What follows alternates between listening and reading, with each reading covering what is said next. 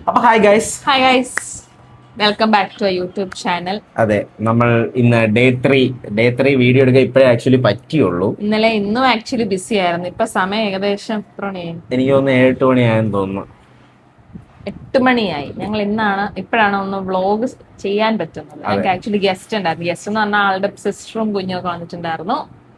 അപ്പൊ ഞങ്ങള് കസിൻ ഉണ്ടായിരുന്നു, എന്റെ ബെസ്റ്റ് ഫ്രണ്ട് കസിൻ. അതെ, അപ്പം അവരുമായിട്ട് വെളിയിൽ പോവുകയും അങ്ങനെ എല്ലാരും കൂടെ ബിസി ആയിരുന്നു ആക്ച്വലി. അതെ, അപ്പൊ ഇന്ന് ഞങ്ങൾ ഇങ്ങനെയൊക്കെ ഇരിക്കുകയായിരുന്നു. അപ്പൊ ഇന്നിപ്പോ ഞങ്ങൾ വിചാരിച്ചു ഇന്നെന്തായാലും വീഡിയോ എടുക്കണം. വീഡിയോ കാര്യം നമ്മൾ ഇല്ലെങ്കിൽ അത് വീഡിയോ എടുക്കണം നിർബന്ധമല്ല, എന്നാലും നമ്മളത് എടുത്ത് ആ കണ്ടിന്യൂഷൻ ബ്രേക്ക് ചെയ്യണ്ടെന്ന് വിചാരിച്ചു. അതുകൊണ്ട് ഞങ്ങൾ ഇന്നെന്തായാലും വീഡിയോ എടുക്കാൻ എടുത്ത് വെച്ചു. ഇത് ഞങ്ങളുടെ ഫ്ലാറ്റ് ആട്ടോ, ഞങ്ങൾ കൊച്ചിയിൽ താമസിക്കുന്ന ഞങ്ങളുടെ ഫ്ലാറ്റ് ആണ്. പിന്നീട് ഇച്ചിരി പോകെ ഞങ്ങൾ ഇച്ചിരി വൃത്തിയായിട്ടിരിക്കും. ഞങ്ങൾ ഹോം ടൂർ ചെയ്യാം. ഇപ്പൊ ചെയ്ത് കഴിഞ്ഞാൽ ശരിയാവത്തില്ല. ഓക്കെ, അപ്പൊ ഇന്ന് നമ്മൾ എന്തായിരുന്നു പറയാ ഉദ്ദേശിക്കുന്നത്? നമ്മുടെ ഫ്രണ്ട്ഷിപ്പിൽ നിന്ന് ലവിലേക്കുള്ള യാത്ര. ആ, അതൊരു ഭയങ്കര യാത്രയൊന്നുമില്ല. അതാ ഭയങ്കര മറ്റേ യാത്ര അങ്ങനത്തെ സീനൊന്നുമില്ല. ഞങ്ങൾ പറഞ്ഞില്ലേ, ഞങ്ങൾ ബെസ്റ്റ് ഫ്രണ്ട്സ് ആയിരുന്നു. ഞാൻ എല്ലാ കാര്യങ്ങളും ഷെയർ ചെയ്തോണ്ടിരുന്ന ആക്ച്വലി ഇവിടെ അടുത്താണ്. എല്ലാ ഗേൾസില് എന്നോടാണ് ഷെയർ ചെയ്തോണ്ടിരുന്നത്. അപ്പൊ ഷെയർ ചെയ്തോണ്ടിരുന്നെന്ന് പറഞ്ഞിട്ടുണ്ടല്ലോ, എന്റെ 3-4 ലൈനിന് ഞാൻ വിളിച്ച് സജഷൻ ചോദിച്ചു ഇവളെടുത്ത, ഞാൻ ഇവളെ പ്രേമിക്കട്ടെ എന്നൊക്കെ സജഷൻ ചോദിച്ചു. അതെ, അപ്പൊ ഞാൻ പറയും ഇത് കുഴപ്പമില്ല, അത് കുഴപ്പമില്ല, ഉള്ളിന്റെ ഉള്ളിലുണ്ട്, നീ പ്രേമിക്കരുത്. ചുമ്മാതാട്ടോ എന്റെ അടുത്ത് എപ്പോഴും പറയുന്ന പറഞ്ഞാൽ, നിനക്ക് ഈ പ്രേമം പറ്റിയ പണിയേ അല്ല, നീ അതുകൊണ്ട് ഇത് ചെയ്യാൻ പോരുതെന്നാ എപ്പോഴും പറയുന്നത്. ഡിമോട്ടിവേറ്റ് ചെയ്യാൻ പറ്റത്തില്ലല്ലോ. ഫ്രണ്ട് ഒരു കാര്യമായിട്ട് നമ്മുടെ മുന്നിൽ വരുമ്പോഴത്തേക്ക് നമുക്ക് ഡിമോട്ടിവേറ്റ് ചെയ്യാൻ പറ്റത്തില്ല. അങ്ങനെ എന്തായാലും ആശാട്ടിയുടെ അടുത്തായിരുന്നു ഞാൻ സജഷനൊക്കെ ചോദിച്ചോണ്ടിരുന്നത്. ഞങ്ങളുടെ ആക്ച്വലി ഫ്രണ്ട്സിൽ നിന്ന് ലവ് അഫെയർ എന്ന് പറഞ്ഞു ചോദിച്ചാൽ, ആക്ച്വലി ഞങ്ങൾ പ്രേമിച്ചത് ഒരു 3-4 മന്ത്സ് കാണും. പ്രേമിച്ചെന്ന് പറയാൻ പറ്റത്തില്ല. ഇവക്ക് ആക്ച്വലി ഒരു എന്തോ പറയാനായിട്ട് നമ്മൾ ബെസ്റ്റ് ഫ്രണ്ട്സ് ആണ്. അപ്പോൾ ഞങ്ങൾ പണ്ട് ഒരിക്കൽ ഞങ്ങൾ ഇതണക്ക് സംസാരിച്ച് ഞാനൊരു ലൈൻ കുളമായി മറ്റേ തേഞ്ഞ അവിലും കഞ്ഞിയായിട്ടിരുന്ന സമയത്ത് ഇവളെ വിളിച്ചു. അപ്പൊ ഇവളെ വിളിച്ചു, ഒരു സമാധാനത്തിന് വിളിച്ചതാ. ഉടനെ ഇവള് കുറെ ഉപദേശം അടുത്തത്, അങ്ങനെ നിന്റെ അടുത്ത് അപ്പോഴേ പറഞ്ഞല്ലേ മറ്റതാണ് മറിച്ചാണെന്ന് പറഞ്ഞു. ഈ തേഞ്ഞൊട്ടി അവിലും കഞ്ഞിയായിട്ടിരിക്കുന്ന ആൺപിള്ളേർക്ക് അറിയാം ആ സമയത്ത് ഉപദേശം. ആ സമയത്തുള്ള നമ്മുടെ മാനസികാവസ്ഥ നമുക്കേ അറിയാം. അപ്പൊ ഞാൻ ഇവളുമായിട്ട് ഉടക്കായി. എന്നിട്ട് ഞങ്ങൾ പിന്നെ കുറെ കാലത്തോളം മിണ്ടിയിട്ടില്ല. പിന്നെ ഒരു 6 മാസത്തോളം ഏകദേശം ഇവള് പഠിക്കുന്ന ടൈം, ഞാനും കോളേജിൽ പഠിക്കുന്ന ടൈം. പിന്നെ ഞങ്ങൾ 6 മാസത്തോളം ഒരു കോണ്ടാക്റ്റും ഇല്ല, ഒന്നുമില്ല, ഫ്രണ്ട്ഷിപ്പേ ഇല്ലെന്നല്ല, ഇല്ലെന്ന് പറയാം. 6 മാസത്തേക്ക് തിരിഞ്ഞു നോക്കിയില്ലല്ലോ, അപ്പൊ ഫ്രണ്ട്ഷിപ്പ് ഇല്ല. നീയും തിരിഞ്ഞു നോക്കിയില്ലല്ലോ. ഞാൻ ഹോസ്റ്റലല്ലേ, എനിക്ക് ലിമിറ്റേഷൻസ് ഉണ്ട് ഗൈസ്. എനിക്ക് ഹോസ്റ്റലില് നമുക്ക് അങ്ങനെ ഔട്ട്സൈഡേഴ്സിനെ വിളിക്കാനൊന്നും പറ്റത്തില്ല. ഞങ്ങൾക്ക് ആകെക്കൂടി 2 മിനിറ്റ്സ് എന്തോ സംസാരിക്കും. ഹോസ്റ്റൽ ഫോണിൽ വാർഡൻസ് തരും. അതില് 2 മിനിറ്റ് ആകുമ്പോൾ അത് ഓട്ടോമാറ്റിക്കലി കട്ടാവും. അത് പറ്റത്തില്ല. അപ്പം എനിക്ക് ആക്ച്വലി എന്റെ പപ്പ എബ്രോഡ് ആയിരുന്നു ആ സമയത്ത്, സൗദിയിലായിരുന്നു. അപ്പം പേരൻസ് ആയാലും എബ്രോഡ് ഉണ്ടെങ്കിൽ അങ്ങനെ അവരോട് നമ്മൾ പറഞ്ഞത് എത്താൻ ലേറ്റ് ആവുമല്ലോ, തിരിച്ച് കിട്ടാനും ലേറ്റ് ആവും. അപ്പൊ അതുകൊണ്ട് നമുക്ക് ഓൺ ഫോൺ വെക്കാം.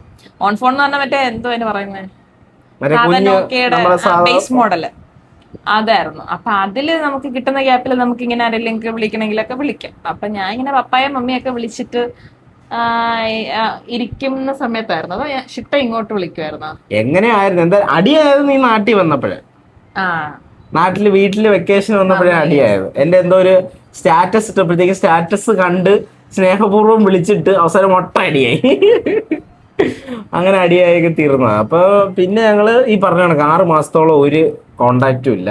6 മാസം കഴിഞ്ഞ് ഇങ്ങനെ ഇവിടെ വിളിച്ചപ്പോ ഇവള് ഭയങ്കര കരച്ചിലൊക്കെ ആയിരുന്നു. ഭയങ്കര കരച്ചിലും സംഭവമൊക്കെ ആയി. ഞാൻ പറഞ്ഞു എനിക്ക് ഒത്തിരി മിസ് ചെയ്തു, അതായതെന്നൊക്കെ പറഞ്ഞു ഗൈസ്. അങ്ങനെ എന്നെ വിളിക്കാതിരുന്നില്ലേ, ഇത്രയും ബെസ്റ്റ് ഫ്രണ്ട് ആന്ന് എല്ലാരോടും പറഞ്ഞ് നമ്മള് അങ്ങനെ നടന്നിട്ട്. പക്ഷെ നമ്മളത് പിന്നെ മൈൻഡ് ചെയ്തില്ല. പിന്നെ ഞങ്ങൾ ആ അടിയൊക്കെ കോംപ്രമൈസ് ആയി. ഈ പറഞ്ഞ കണക്കാണെങ്കിലും നമ്മൾ പോയി. ആക്ച്വലി പ്രേമം എന്ന് പറയുന്ന ഒരു ഫാക്ടർ അല്ലെങ്കിൽ കല്യാണം കഴിക്കണമല്ലോ എന്ന് ചിന്തിക്കുന്ന എന്തോന്ന് പറഞ്ഞാൽ, ഇവക്കൊരു കല്യാണമല്ലോ, ആ കല്യാണാലോചന വന്നോ ഇപ്പൊ ഇവിടെ ഇത് കാണുന്നുണ്ടെങ്കിൽ അവര് അല്ലെങ്കിൽ ശരി ഓക്കെ. അപ്പൊ എന്തോ അല്ലേ ഇവക്കൊരു കല്യാണാലോചന വന്നു. അതറിയാം എന്ന് എനിക്കറിയാം, ഇയർ ഒന്നും എനിക്കറിയാൻ വയ്യ. കല്യാണം കഴിഞ്ഞ വർഷം തന്നെ പെട്ടെന്ന് വെച്ചാൽ ഞാൻ മറന്നു. നമ്മുടെ കല്യാണം എപ്പോഴായിരുന്നു? അവക്കും അറിയത്തില്ല. ഞങ്ങൾ ഈ മോതിരത്തിനകത്ത് ചെയ്തിട്ടുണ്ട്, അതുകൊണ്ട് അങ്ങനെ 2021 കറക്റ്റ്. അപ്പൊ ഒരു കല്യാണാലോചന ഇവക്ക് വന്നു. പെണ്ണ് കണ്ടു, എന്നിട്ട് അവര് പോയി. എന്നിട്ട് അത് കഴിഞ്ഞ് ഇവളെ എന്നെ വിളിച്ചു. പെണ്ണ് കണ്ടിട്ട് എന്താ ഞാൻ ആക്ച്വലി ഞങ്ങളെ ഫ്രണ്ട്സ് ഞങ്ങളെല്ലാരും തരുണിനെ കണക്റ്റഡ് അല്ലായിരുന്നോ? തരുണിനെയും കൂടെ കൂട്ടിയല്ലേ ഞാൻ വിളിച്ചേ, എല്ലാരെയും കൂടെ അല്ലേ ഞാൻ വിളിച്ചേ? അല്ല തരുണൊക്കെ ആയിട്ട് എന്നെ വിളിച്ചു. ഞങ്ങളെ ഒരുമിച്ച് വീഡിയോ കോൾ എന്തോ ഓഡിയോ കോൾ എന്താണ്ട് ചെയ്തു. എന്നിട്ട് ഞാൻ ഇങ്ങനെ കുറെ സെൻഡി അങ്ങ് അടിച്ചു ഗൈസ്. ചിലർക്ക് അറിയാലോ, നമ്മളിപ്പോ കല്യാണം ഒക്കെ കഴിഞ്ഞാൽ ചിലപ്പോൾ നമുക്ക് മെയിൽ ഫ്രണ്ട്സ് ഉണ്ടെങ്കിൽ നമുക്ക് അവരോട് കോൺടാക്ട് ഒന്നും കീപ്പ് ചെയ്യാൻ ചില ഹസ്ബൻഡ്സ് ഇഷ്ടമല്ലല്ലോ. ഇപ്പൊ എന്നെ കാണാൻ വന്ന ആളായിരുന്നു കെട്ടിയിരുന്നുണ്ടെങ്കിൽ പുള്ളി സമ്മതിക്കോ? ഇല്ല. അങ്ങനെ എന്തായാലും ഇവള് വിളിച്ച് പറഞ്ഞ എന്തുവാ, ഞാൻ ഇനി ചിലപ്പോ നമ്മള് തമ്മിൽ വിളിക്കത്തില്ല, സംസാരിക്കത്തില്ല, അതൊന്നും അറിയത്തില്ല, എന്തായാലും പഴയ കണക്ക് കോണ്ടാക്ട് ചെയ്യത്തില്ല, അങ്ങനെ ഇങ്ങനെന്നൊക്കെ പറഞ്ഞു വെച്ച്. അങ്ങനെ കുറച്ച് കഴിഞ്ഞപ്പോ എനിക്ക് തോന്നുന്നു എന്നെ വീണ്ടും പിന്നെ വിളിച്ചായിരുന്നു തോന്നുന്നു. ഞാനും നീയും കൂടെ ഒറ്റയ്ക്ക് സംസാരിക്കുന്നു. എന്തായാലും സംസാരിച്ച് കഴിഞ്ഞപ്പോ എനിക്ക് മറ്റേ സ്ട്രൈക്ക് ചെയ്ത്, ഓ മൈ ഗോഡ്, ഈ ഫ്രണ്ട്ഷിപ്പ് പോവും. ഇവള് ആക്ച്വലി ചെറുതിനെ പോലെ എനിക്ക് കുറെ ഈ വയ്യായ്മ അങ്ങനത്തെ സീൻസ് ഒക്കെ ഉണ്ടായിരുന്നു. അപ്പൊ എന്നെ ക്ലോസ് ആയിട്ട് അറിയാവുന്നവർക്ക് അറിയാം. അപ്പൊ അങ്ങനെയൊക്കെ ഉണ്ടായിരുന്ന സമയം തൊട്ടേ ഇവൾ എന്നെ മറ്റേ ടേക്ക് കെയർ ചെയ്താ കൊണ്ടുവന്ന, മറ്റേ മരുന്ന് കഴിച്ചോ, അതെടുത്തോ, ഇതെടുത്തോ. പിന്നെ അമ്മേനെ കാണുമ്പോഴത്തേക്ക് തൊഴുത്തി കുത്തി പരിപാടി കാണിക്കാറുണ്ട്. അമ്മ ഇപ്പം കഴിഞ്ഞ ദിവസം കൊക്കോകോള കുടിച്ച്, എനിക്കൊന്നും കുടിച്ചുകൂടായിരുന്നു, ആ കൊക്കോകോള കുടിച്ചു. ഫുഡ് റെസ്ട്രിക്ഷൻസ് ഉണ്ടായിരുന്നു. ഇത് ചുമ്മാ ഞാൻ കുടിച്ചില്ലെങ്കിൽ അവള് പറയുമായിരുന്നു അമ്മ എടുത്ത്. എനിക്ക് ഇവന്റെ വീട്ടില് ഞങ്ങൾ അങ്ങോട്ടും ഇങ്ങോട്ടും വീട്ടിലൊക്കെ പോയായിരുന്നു. അതെ അതെ. അപ്പൊ ഒരു ദിവസം പോയപ്പോഴും അമ്മയുടെ മുന്നിൽ വെച്ചാന്ന് തോന്നുന്നു ഞാൻ കൊറേയൊക്കെ അങ്ങ് ഒറ്റി കൊടുത്തു. ഞാൻ യൂദാസ് ആയിരുന്നു. അങ്ങനെ എന്തായാലും ഈ പറഞ്ഞ കണക്ക് എവിടെ നിർത്തി? ഞാൻ വിളിച്ചു.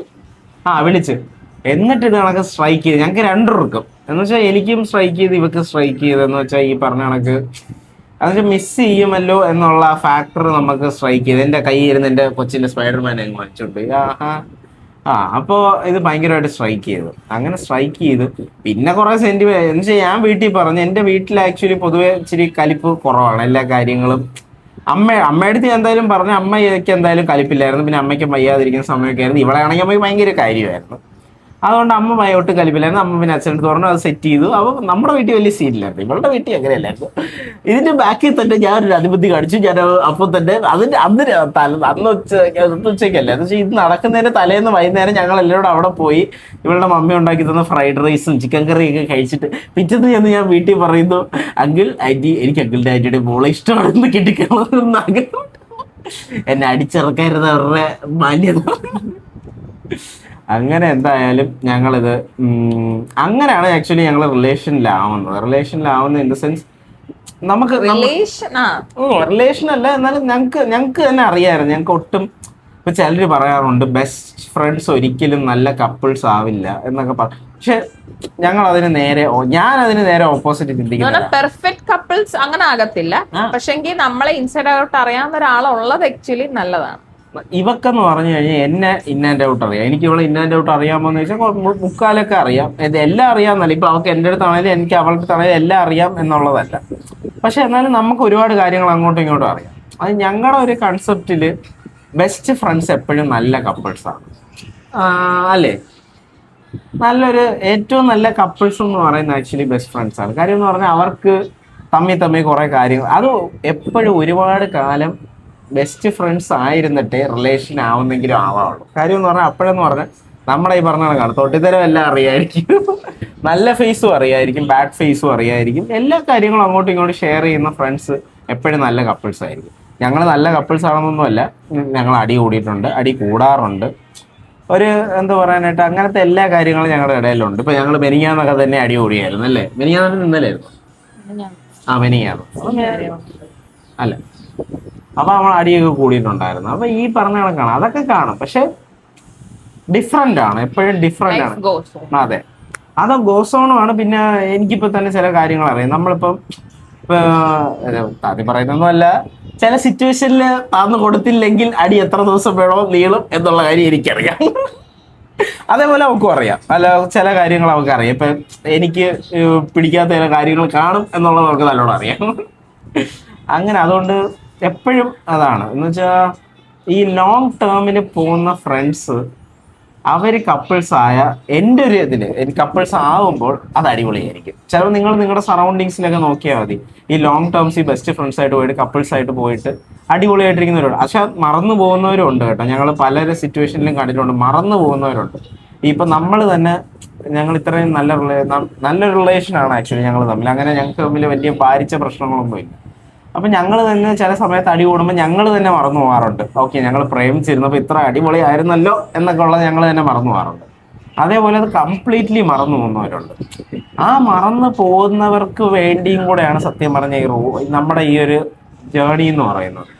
എന്ന് വെച്ചാൽ നമ്മൾ ഒരിക്കലും അത് മറക്കരുത്. എപ്പോഴും അടി കൂടുമ്പോൾ ഇപ്പോൾ ഒരു 5 മിനിറ്റ് ഗ്യാപ്പ് നമുക്ക്, ഓക്കെ, ഒരു 5 മിനിറ്റ് ഗ്യാപ്പ് നമുക്ക് ഉണ്ടെങ്കിൽ ആ 5 മിനിറ്റ് ഗ്യാപ്പിൽ നമ്മളൊന്ന് ആലോചിച്ച് നോക്കണം. ഓക്കെ, നമ്മൾ പ്രേമിച്ചുകൊണ്ടിരുന്നപ്പോൾ ഇത് ഇങ്ങനെ ആയിരുന്നു, അല്ലെങ്കിൽ ഇത് ഇങ്ങനെ ആണോ എന്ന് ആലോചിച്ച് നോക്കണം. അപ്പം നമുക്ക് കോംപ്രമൈസ് ചെയ്യാനുള്ള മെൻറ്റാലിറ്റി വരും. ഞാൻ ബേസിക്കലി അങ്ങനെയാണ്. ഞങ്ങൾ അടി കൂടുമ്പോൾ നല്ലോണം അടി കൂടും. കുറച്ച് നേരം മാറിയിരിക്കാനോ അല്ലെങ്കിൽ ഒന്ന് സമാധാനപ്പെടാനോ പറ്റുമ്പോഴത്തേക്കും ആ സമാധാനപ്പെടുന്ന ഗ്യാപ്പിൽ നമ്മളിരുന്ന് ആലോചിക്കും, ഓക്കെ ഇത് ഇങ്ങനെ ആയിരുന്നെങ്കിൽ കുഴപ്പമില്ലായിരുന്നല്ലോ. അപ്പം അതേപോലെ ചിന്തിക്കുക. പിന്നെ ഈ പറഞ്ഞ കണക്ക് നിങ്ങൾ ലവ് മാരേജ് ആണെങ്കിലും അറേഞ്ച്ഡ് മാരേജ് ആണെങ്കിലും ലവ് കം അറേഞ്ച്ഡ് ആണെങ്കിൽ ഏറ്റവും ബെറ്റർ ആണ്. പിന്നെ ലവ് മാരേജ് ആണെങ്കിലും എന്താണെങ്കിലും ഈ പറഞ്ഞ കണക്കാണ്. അടി കൂടുന്ന സമയത്ത് നമ്മൾ എപ്പോഴും ആലോചിക്കേണ്ട ആ ഫൺ മൊമെന്റ്സ് ആണ്. അത് ആലോചിച്ച് കഴിഞ്ഞാൽ ഒരു മിനിറ്റ് അല്ലെങ്കിൽ 2 മിനിറ്റ് കഴിയുമ്പോൾ ഞങ്ങൾക്ക് തമ്മിലൊരു പോളിസി ഉണ്ട്, ഒരടിയും ഓവർ നൈറ്റ് പോകരുത്. ഇപ്പം ഞങ്ങൾ വൈകുന്നേരം അടി കൂടിയാലും എന്താണെങ്കിലും നമ്മൾ കിടക്കുന്നതിന് മുമ്പ് അല്ലെങ്കിൽ നെക്സ്റ്റ് ഡേ മോർണിംഗിന് മുമ്പ് നമ്മൾ എണീക്കുന്നതിന് മുമ്പ് നമ്മൾ ആ അടി കോംപ്രമൈസ് ചെയ്തിരിക്കും. പക്ഷെ അത് കഴിഞ്ഞു പോയ ദിവസങ്ങളുണ്ട്, ഇല്ല എന്നല്ല. ഇടയ്ക്ക് ഒരിക്കലും 1-2 പ്രാവശ്യം, 1-2 പ്രാവശ്യം. ഇപ്പൊ 3 years ആയി. അതിൻ്റെ ഇടയിൽ ദൈവം സഹായിച്ച് ഇത് എന്ന് പറ്റിയ ടച്ച് വുഡ് അങ്ങനെ ആയിരിക്കട്ടെ. അപ്പോൾ ഇതൊക്കെയാണ് നമുക്ക് ഇന്ന് പറയാനുള്ളത്. എന്ന് വെച്ചാൽ ഇത് ഞങ്ങളുടെ ഒരു എക്സ്പീരിയൻസ് ആണ്. ഞങ്ങളുടെ എക്സ്പീരിയൻസ് ചെറിയ കാര്യങ്ങൾ കോംപ്രമൈസ് ചെയ്താൽ ഒരുപാട് വലിയ ചേഞ്ചസ് കൊണ്ടുവരാമെന്ന് ഞങ്ങൾ പഠിച്ചതാണ്. അത് ഇനി പോകെ ഞങ്ങൾ പറഞ്ഞുതരാം എന്തൊക്കെയാണ്. ഞങ്ങൾ ചിലപ്പോൾ ഞങ്ങൾ അങ്ങോട്ടും ഇങ്ങോട്ടും ഒരുപാട് കോംപ്രമൈസ് ചെയ്തിട്ടുണ്ട് കേട്ടോ. അവള് സാക്രിഫൈസ് ചെയ്തിട്ടുണ്ട്, ഞാനും സാക്രിഫൈസ് ചെയ്തിട്ടുണ്ട്. പറഞ്ഞ കണക്ക് ഞങ്ങളുടെ ചുറ്റും നിൽക്കുന്നവരും ഒക്കെ സാക്രിഫൈസ് ചെയ്തിട്ടുണ്ട്. അതൊക്കെ ഞങ്ങൾ കാരണം ചുറ്റും നിന്നവർ കുറെ അഫക്റ്റഡ് ആയിട്ടുണ്ട് ആക്ച്വലി. നമ്മളിപ്പം ഞങ്ങളുടെ ഫാമിലി ലൈഫ് ഇങ്ങനെ നമ്മളിങ്ങനെ ഹാപ്പി ആയി ഇങ്ങനെ പോകുന്നു. പക്ഷെങ്കിൽ ഞങ്ങളുടെ രണ്ടുപേരുടെ ഫാമിലി കുറെ സ്ട്രഗിൾ ചെയ്തിട്ടുണ്ട്. കുറെ എന്ന് പറഞ്ഞാൽ ഒരുപാട് സ്ട്രഗിൾ ചെയ്തിട്ടുണ്ട്.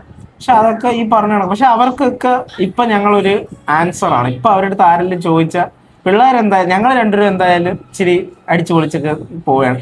അടിയൊക്കെ ഉണ്ടില്ല എന്നല്ല, അവർക്കും അറിയാം അടിയൊക്കെ ഉണ്ട്. പക്ഷെ എന്നാലും അത് ഞങ്ങൾക്കൊരു ലീസ്റ്റ് ബോധോടാണ് സത്യം പറഞ്ഞത്. അടിയും കാര്യങ്ങളൊക്കെ ലീസ്റ്റ് ബോധോടായിരിക്കും. അപ്പൊ ഓക്കെ, അപ്പൊ ഇത്രയേ ഉള്ളൂ. ഇത്രയല്ലേ ഉള്ളൂ. Okay, bye. To be continue. അതെ, ടു ബി കണ്ടിന്യൂ.